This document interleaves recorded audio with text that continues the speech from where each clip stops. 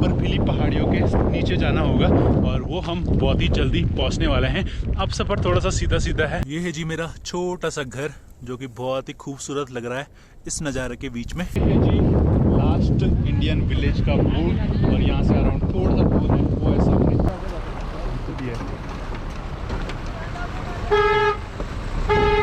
तो हम अगर हिंदुस्तान की अंतिम दुकान पे आए ना, अंतिम दुकान की चाय पीनी भी जरूरी थी। और ये गुफा ऐसी गुफा है कि जहाँ पे हमारे वेद पुराण लिखे गए हैं।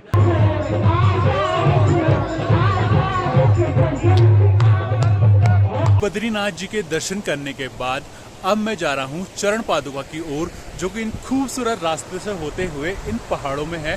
और उसके बाद हम जाएंगे माणा विलेज और वसुधारा फॉल्स। तो वसुधारा फॉल्स का अभी कुछ कंफर्म नहीं है कि मैं जाऊंगा या नहीं जाऊंगा, बट वो टोटली डिपेंड करता है कि मेरे पास टाइम कितना बचता है। क्योंकि यहाँ पे चरण पादुका में बहुत सारे लोग नहीं जाते और वहाँ का जो दृश्य है ना वो मेरी ही आंखें देख सकती है। जब मैं वहाँ पे खड़ा हुआ था तो तब मुझे यहाँ का जो नज़ारा दिख रहा था वो बहुत ही खूबसूरत दिख रहा था। तो इसलिए मैंने सोचा कि क्यों ना चरण पादुका में जाया जाए और उस खूबसूरत नज़ारे को देखते देखते इस खूबसूरत नज़ारे का मजा लिया जाए। तो अभी हम जा रहे हैं चरण पादुका में और उसके बाद जाएंगे माना विलेज। चरण पादुका तक जाने तक का जो रास्ता है ना दिखने का बहुत सिंपल है, जैसे कि मुझे भी वहाँ से दिख रहा था। बहुत सिंपल है, चढ़ाई तो चढ़नी है थोड़ी सी, बट जो चढ़ाई है ना यहाँ पे जितना जितना आप पहाड़ चढ़ोगे ऑक्सीजन लेवल कम होती जाएगी और इसीलिए लोग यहाँ पे आते नहीं है ज़्यादा।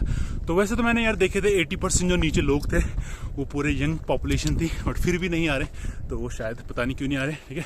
बट हम उनमें से एक हैं कि जो यहाँ पे आ रहे हैं। यहाँ पे अराउंड 1% से भी कम लोग जो है कि यहाँ पे आ रहे हैं। यहाँ पे आने के लिए आपको 2.5 से 3 किलोमीटर की यात्रा जो है कि पैदल तय करनी पड़ेगी। और आप तभी आएँ कि जब आप बिल्कुल फिट हैं। श्वास की प्रॉब्लम होती है बहुत लोगों को, तो वो लोग यहाँ पे आ नहीं पाते हैं, ठीक है। बाकी सब लोग आ ही रहे हैं, जिनको यहाँ पे आना है वो लोग तो आ ही रहे हैं और हम भी कुछ ही देर में ऊपर पहुँचने वाले हैं। तो अभी मैंने अराउंड 1-1.5 किलोमीटर की जर्नी तो कर ली होगी और 1 किलोमीटर की जर्नी करने के बाद यहाँ पे है हनुमान जी का टेम्पल, जो कि मैंने दर्शन कर लिए हैं। यहाँ से प्रसाद भी मिल चुका है। तो ये है हमारा मंदिर और यहाँ से ऊपर आने का रास्ता मुझे तो यार बहुत ही सिंपल लगा, सही में बताऊं तो।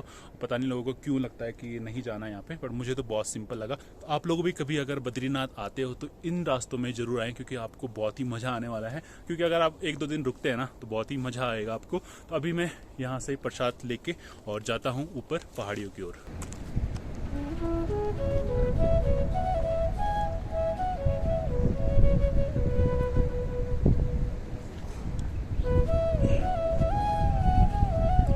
पंडित जी ने मुझे प्रसाद दे रखा था, भूख भी लग चुकी थी थोड़ी बहुत।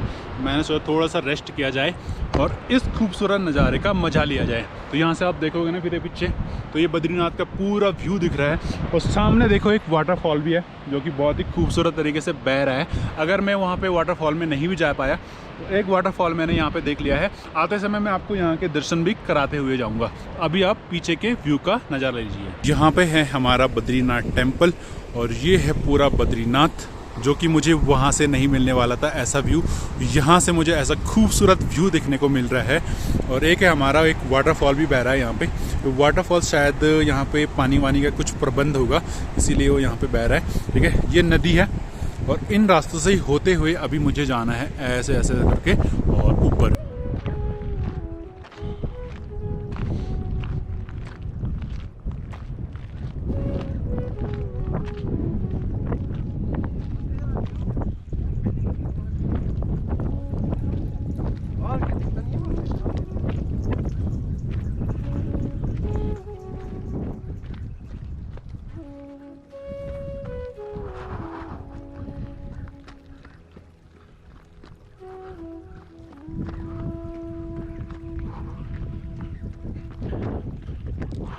आधा सफ़र जो है कि तय हो चुका है, आधा और बचा है। और शायद मुझे कंफर्म तो नहीं है, उन बर्फीली पहाड़ियों के नीचे जाना होगा और वो हम बहुत ही जल्दी पहुंचने वाले हैं। अब सफ़र थोड़ा सा सीधा सीधा है तो इतना ज़्यादा नहीं है नीचे से, और यहाँ तक का सफ़र थोड़ा सा था चढ़ाई वाला, बट उतना भी नहीं है जितना कि लोग यहाँ पे आने दिए। तो प्लीज़ यार कभी भी यहाँ पे आते हो तो ऐसे नज़ारों का मज़ा लो ना। यहाँ पे ठंड का आइडिया आप लगा सकते हो कि यहाँ पे पानी भी चल रहा है और बर्फ़ भी है। देखो उस साइड भी बर्फ़ है, इस साइड भी बर्फ़ है और पानी भी चल रहा है। तो इसका मतलब कि यहाँ पे जो ठंड है ना, बहुत कड़ाके की ठंड है और ज़्यादा होने वाली है।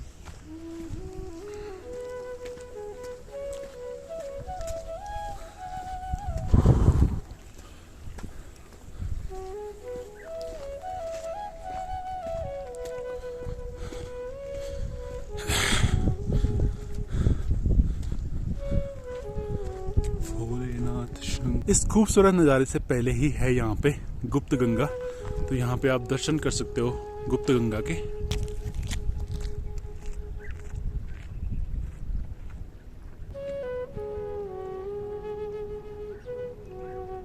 हमारा जो सफ़र था वो पूरा कंप्लीट हो चुका है। अराउंड 100 मीटर दूर हम बचे हुए हैं चरण पादुका के दर्शन करने के लिए। और अगर हमें उन पहाड़ियों में जाना है ना, तो बहुत दूर का सफ़र हमें तय करना पड़ेगा।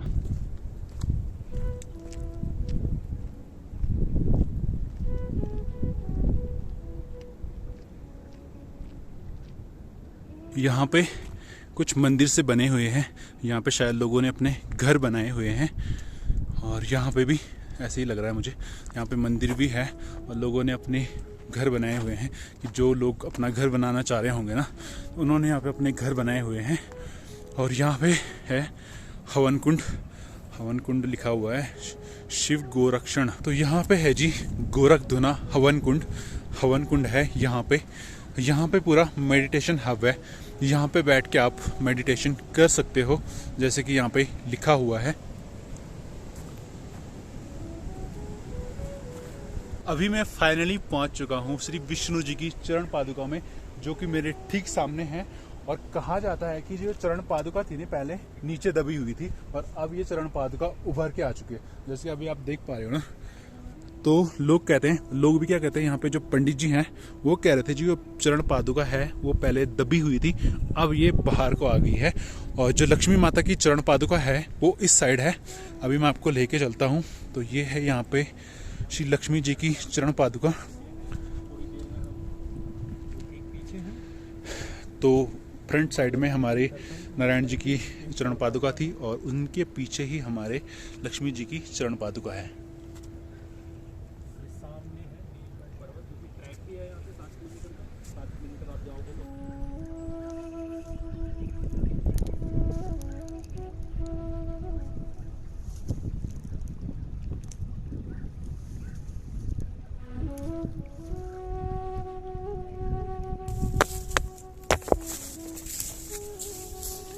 क्योंकि लोग अपने लिए यहाँ पे घर बना रहे हैं, तो मैं भी अपने लिए यहाँ पे घर बना देता हूँ। मैं भी कुछ पत्थर वगैरह लेके आया हूँ यहाँ पे और मैं बनाऊंगा अपने लिए इस चोटी पे घर, जो कि बहुत ही खूबसूरत होने वाला है। वैसे तो मैं डिजाइनर तो नहीं हूँ, पर फिर भी थोड़ा बहुत बना देता हूँ, अच्छा लगेगा। क्योंकि सब लोग बना रहे हैं तो मैं भी बना देता हूँ। और ये कर देते हैं, इसमें लेंटर डाल देते हैं ऊपर करके। ये मेरा घर जो है कि तैयार हो चुका है। ये है जी मेरा छोटा सा घर, जो कि बहुत ही खूबसूरत लग रहा है इस नज़ारे के बीच में। विष्णु जी और लक्ष्मी जी के चरण पादुका के दर्शन तो हो चुके हैं और अपने लिए मैंने यहाँ पे एक छोटा सा घर भी बना लिया है, तो वो आई होप कि बन जाएगा मेरे फ्यूचर में। आपके पास एक ऑप्शन और है घूमने का, अगर आप और ज़्यादा घूमना चाहते हो तो यहाँ से आप 7 किलोमीटर की जर्नी कर सकते हो नीलकंठ महादेव तक की। यहाँ से और 7 किलोमीटर पे आपको 7 से या 10 किलोमीटर की जर्नी पे आपको आराम से नीलकंठ महादेव के दर्शन कर सकते हो।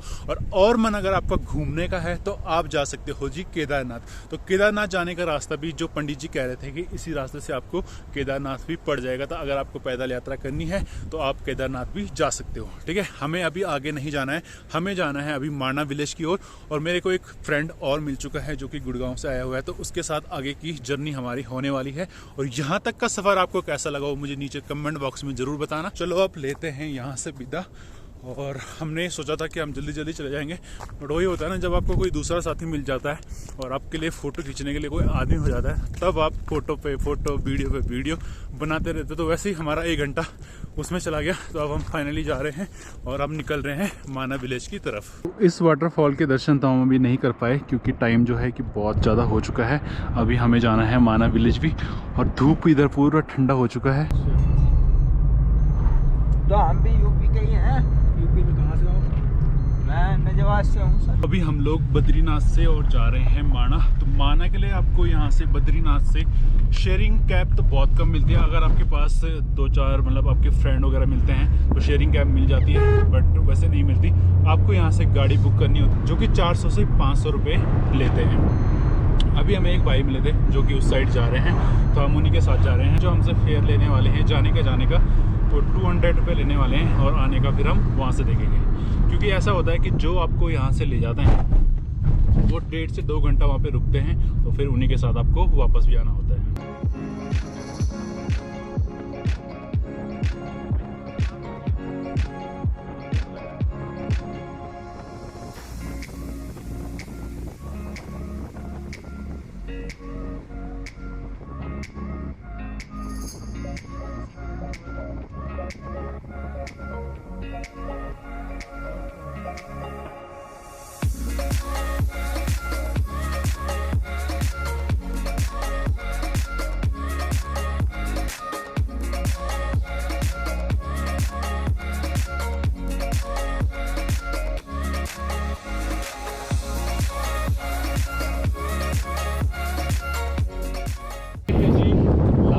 इंडियन विलेज का बोर्ड, और यहाँ से अराउंड थोड़ा सा दूर है वो है सामने। वैसे आप पैदल भी आ सकते हो अगर आपके पास गाड़ी वगैरह नहीं है।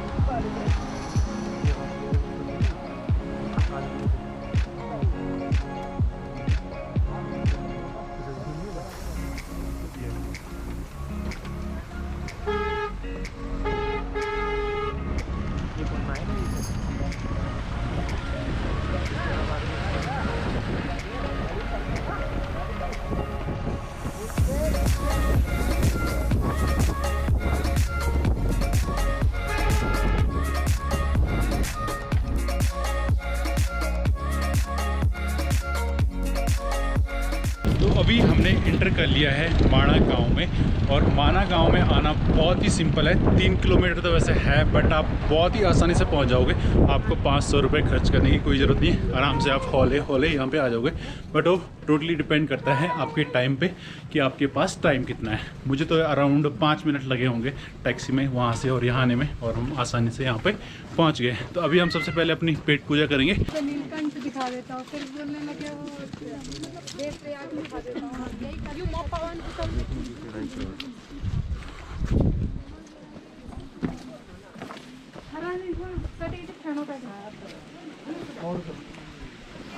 अभी यहाँ से हमारे पास 2 रास्ते हैं जाने के, एक तो गणेश गुफा की ओर, व्यास गुफा की ओर, और एक इस साइड को वो वहाँ पे।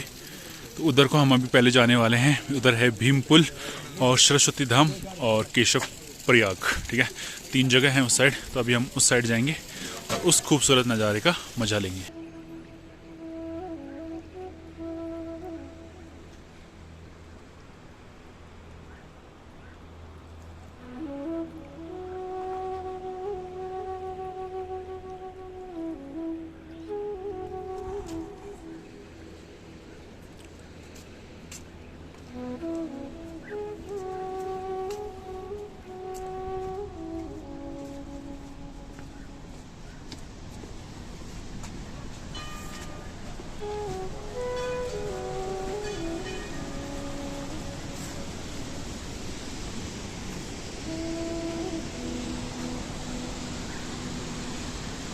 ये है जी सरस्वती धाम। यहाँ से आपका सरस्वती रिवर स्टार्ट हो जाता है, और ये हमारी चाय की अंतिम दुकान एक ये है, एक वो है, और ये पूरा व्यू है।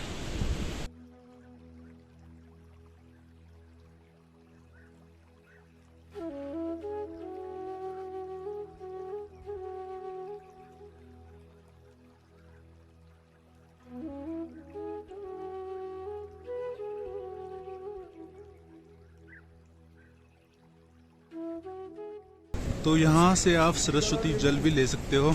ये है जी दुकान। कितने का भाई ये है जी 20 रुपए के पैकेट। और ये ब्रांस का जो कितने का है? 20 ब्रांस का जूस 10 रुपए गिलास। ये क्या है? ये जी ब्रांस का जूस। और यहाँ पे और चाय पत्ती वगैरह है। तो हम अगर हिंदुस्तान की अंतिम दुकान पे आए ना, अंतिम दुकान की चाय पीनी भी ज़रूरी थी, तो हमने फाइनली यहाँ पे चाय भी मंगा दी है। और चाय का जो कलर है ऐसा है। और अब हम टेस्ट करके भी देख लेते हैं कि चाय यहाँ की कैसी है।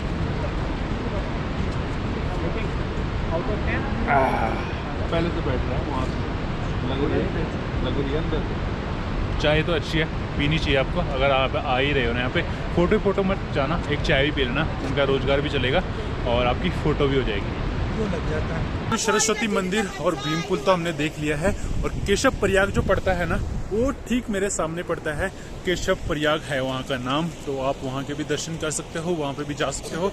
मैं आपको थोड़ा सा यहाँ पे गांव दिखा के ले आता हूँ। सिर्फ यहाँ पे व्यू देखने के लिए आया हुआ हूँ। और व्यू तो मुझे यहाँ पे भी अमेजिंग ही अमेजिंग मिल रहा है। जैसे कि आप सामने देख पा रहे हो ना, कितना खूबसूरत व्यू दिख रहा है। और ये जो है, ये गाँव वालों का मंदिर है जो कि यहाँ पे बना हुआ है। और ये जी चारों तरफ का व्यू। वसुधारा फॉल का जो रास्ता है वो है जी, ये सीधा रास्ता पड़ता है। 5 किलोमीटर की जर्नी और 5 किलोमीटर का ट्रैक आपको करना पड़ेगा।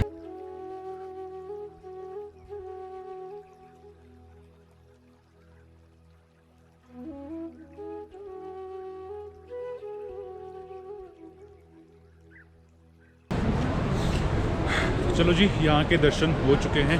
अंतिम दुकान भी देख लिया है, सरस्वती मंदिर भी देख लिया है, भीम पुल भी देख लिया है।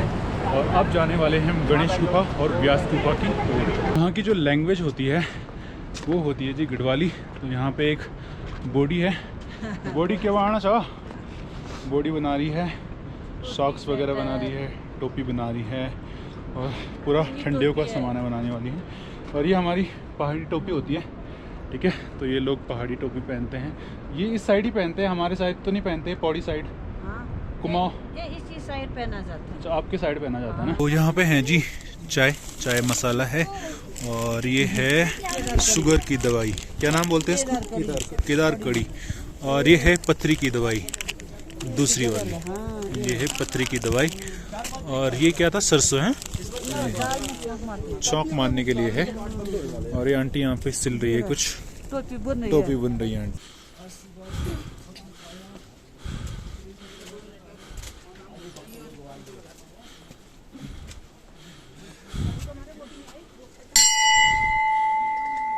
अभी हूँ मैं व्यास गुफा में। और ये गुफा ऐसी गुफा है कि जहाँ पे हमारे वेद पुराण लिखे गए हैं। और अंदर बहुत ही खूबसूरत दर्शन हो रहे हैं हमारे वेद व्यास जी के। आप भी यहाँ पे आइए और दर्शन कीजिए। मुझे अभी तक ऐसा पता नहीं था कि यहाँ पे हमारे वेद पुराणों की रचना हुई है। और यहाँ पे आके ही मुझे पता चला है। ये जो गुफा बनी हुई है वो बनी हुई है अराउंड 5326 साल पुरानी गुफा है। और ये जो यहाँ पे आपको दिख रहा है ना, वो आपको पत्थर दिख रहा होगा, बट ये पत्थर नहीं था। तो ये वेद व्यास जी की पुस्तक है। और ये जो बात मुझे पता चली वो अभी अंदर में बैठा हुआ था तो तब पता चली। मैं इसको पहले ऐसे ही पत्थर समझ रहा था, बट ये पत्थर नहीं। ये जो आपको दिख रहे हैं ना, ये निशान, तो ये जैसे कि हमारी बुक्स में निशान होते हैं, तो वैसे ही ये निशान आपको यहाँ पे दिखाई दे रहे हैं। और बहुत कुछ मुझे यहाँ पे आज सीखने को मिल रहा है। और एक चीज़ आपके लिए और है यहाँ पे देखने के लिए। अगर हम दूसरी साइड गए थे ना, तो जब हम दूसरी साइड गए थे तो वहाँ पे हमको हिंदुस्तान की अंतिम दुकान दिखी थी। और यहाँ पे हमको भारत की अंतिम दुकान दिख रही है। वहाँ पे 2 दुकानें थी, यहाँ पे 1 दुकान है। तो यहाँ पे भी हम चाय वाय पी सकते हैं। तो ये आपको जो दिख रहा है ना, ये पर्वत, ये है जी नारायण पर्वत। और वो सामने है शेषनाग पर्वत। और ये है जी कुबेर पर्वत। और जहाँ पे हम खड़े हुए हैं वो है जी नर पर्वत। हम पहले ही चले गए थे व्यास गुफा में, हमने ये गणेश गुफा देखी नहीं थी। तो पहले पड़ती है जी गणेश गुफा, उसके बाद पड़ती है व्यास गुफा। तो अभी हम चलते हैं गणेश गुफा में। तो गणेश गुफा के दर्शन भी कर लिए हैं हमने। और फाइनली सब जगह के दर्शन हो चुके हैं। माना विलेज पूरा एक्सप्लोर कर लिया है हम लोगों ने। और अब हम जा रहे हैं जी अपने धाम की तरफ, यानी कि बद्रीनाथ की तरफ। माणा विलेज का जो टोटल एक्सपीरियंस था मेरा बहुत ही खूबसूरत था। माणा विलेज भी अच्छा लगा। और उससे पहले जो हमने यात्रा की थी चरण पादुका की, वो भी बहुत खूबसूरत थी। क्योंकि चरण पादुका में बहुत खूबसूरत जगह मिल जाती है देखने के लिए, तो उस जगह को आप बिल्कुल भी मिस ना करें। चरण पादुका यहाँ मंदिर से बहुत ही सामने, यानी कि 2-2.5 किलोमीटर की जो जर्नी है ना, आपको बहुत ही खूबसूरत लगने वाली है। तो आप चरण पादुका के दर्शन भी करें। और अगर आपका मन हो तो आप नीलकंठ भी जा सकते हैं, नहीं तो आप सीधा माणा जा सकते हैं।